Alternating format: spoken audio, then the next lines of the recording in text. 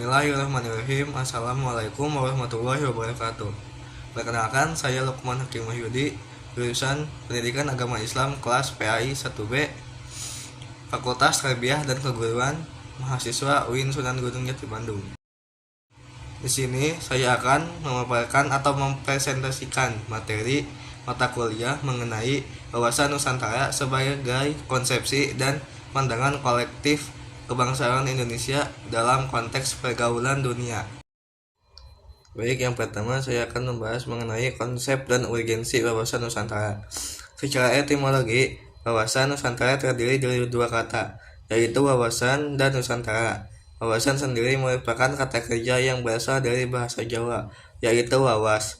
Wawas mengandung arti melihat, memandang, dan wawasan berarti pandangan, tinjauan, penglihatan, dan tanggapan indrawi.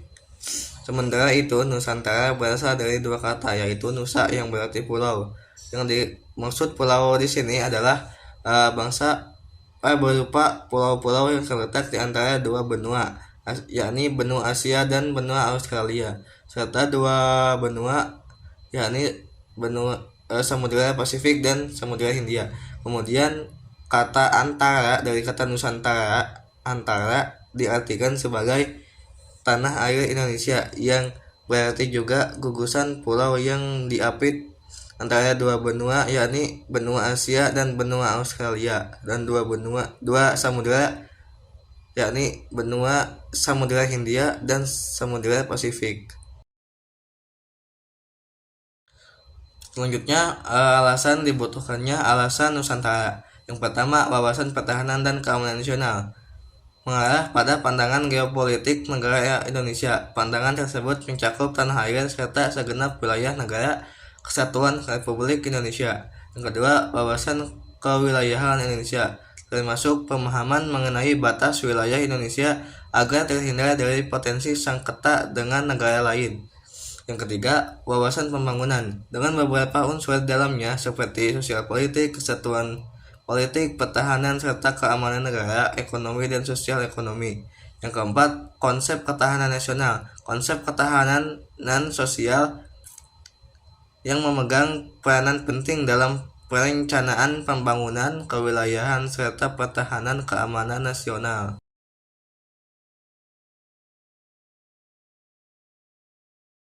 Pembahasan selanjutnya mengenai sumber historis, sosiologis, dan politis. Latar belakang sumber historis, keberadaan wilayah Nusantara Indonesia sampai sekarang yang terdiri dari wilayah daratan, perairan, laut, dan udara dirgantara tidak dengan sendirinya ada, tetapi melalui proses perjuangan yang sangat panjang hingga memiliki wilayah yang terintegrasi, utuh, dan menyeluruh. Bermula dari Perdana Menteri Ir Haji Juanda Kartawijaya yang pada tanggal 13 Desember 1957 mengeluarkan deklarasi yang dikenal pada saat ini, yang kita ketahui dengan Deklarasi Juanda. Hal tersebut melahirkan konsepsi wawasan Nusantara. Adapun isi deklarasi tersebut. Selanjutnya, latar belakang sumber sosiologis. Wawasan Nusantara bermula dari wawasan kewilayahan. Ingat Deklarasi Juanda 1957 sebagai perubahan atas Ordonansi 1939, berintikan mewujudkan wilayah Indonesia sebagai satu kesatuan wilayah, tidak lagi terpisah-pisah. Sebagai konsepsi kewilayahan, bangsa Indonesia mengusahakan dan memandang wilayah sebagai satu kesatuan. Yang ketiga, latar belakang politis. Secara politis, ada kepentingan nasional bagaimana agar wilayah yang utuh dan bangsa yang bersatu ini dapat dikembangkan, dilestarikan, dan dipertahankan secara terus-menerus. Selanjutnya, dinamika dan tantangan wawasan dan Nusantara. Dinamika yang berkembang itu, misalnya jika pada masa lalu penguasaan wilayah dilakukan dengan pendudukan militer, maka sekarang ini lebih ditekankan pada upaya perlindungan pelestarian di wilayah tersebut. Tantangan yang berubah, misalnya adanya perubahan dari kejahatan konvensional menjadi kejahatan di dunia maya.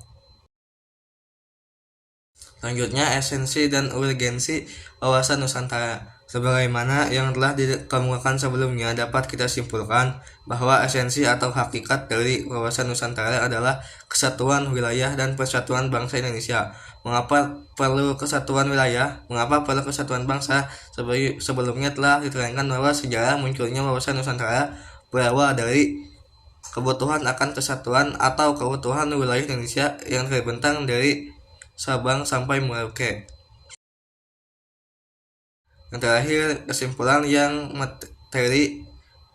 keseluruhan materi yang saya tadi bahas. Wawasan Nusantara adalah cara pandang terhadap bangsa dengan tujuan menjaga kesatuan dan kesatuan yang diwujudkan dengan mengutamakan kepentingan nasional dibandingkan dengan kepentingan pribadi, kelompok ataupun golongan, suku maupun daerah.